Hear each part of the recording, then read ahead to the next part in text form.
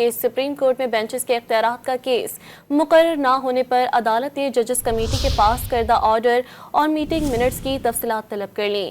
مزید جانتے ہیں ڈان نیوز کے نمائندے عمر برڈی سے۔ جی عمر، بتائیے گا کیا وجہ ہے کیس مقرر نہ کرنے کی؟ جی بالکل، بینچز کے اختیارات کا کیس مقرر نہ ہونے کے حوالے سے جسٹس منصور علی شاہ نے ایڈیشنل رجسٹرار نذیر عباس کو فوری طور پر طلب کیا۔ مقدمے میں فریق کے وکیل بیرسٹر صلاح الدین جو ہے وہ پیش ہوئے اور ان کی جانب سے کہا گیا کہ کراچی سے صرف اسی کیس کے لیے آیا ہوں لیکن کاز لسٹ جاری نہیں ہوئی۔ عدالت نے آج کے لیے مقدمہ مقرر کرنے کا حکم دیا تھا۔ جسٹس منصور علی شاہ نے ریمارکس دیے کہ ہمیں اس حوالے سے کچھ نہیں بتایا گیا۔ بعد ازاں عدالت نے ایڈیشنل رجسٹرار کو فوری طور پر عدالت طلب کیا، تاہم ڈپٹی رجسٹرار ذوالفقار احمد عدالت میں پیش ہوئے اور موقف اپنایا کہ ایڈیشنل رجسٹرار کی طبیعت ٹھیک نہیں ہے۔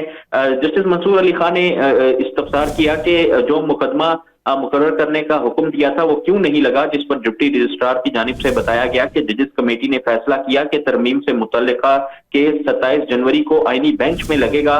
جسٹس منصور علی شاہ نے ریمارکس دیے کہ میں خود بھی کمیٹی کا رکن ہوں، مجھے تو کچھ علم نہیں۔ جسٹس عائشہ ملک نے استفسار کیا کہ جوڈیشل آرڈر کو انتظامی کمیٹی کیسے اگنور کر سکتی ہے۔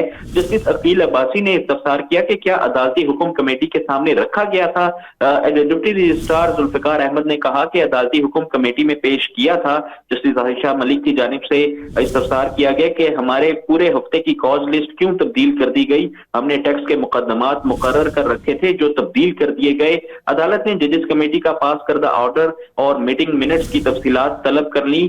جسٹس عائشہ ملک نے ریمارکس دیے کہ کاز لسٹ کیوں تبدیل کی گئی، اس حوالے سے کوئی تحریری ہدایت ہے تو وہ بھی عدالت میں پیش کریں۔ جی عمر مہتاب، تفصیلات سے آپ آگاہ کر رہے تھے، شکریہ۔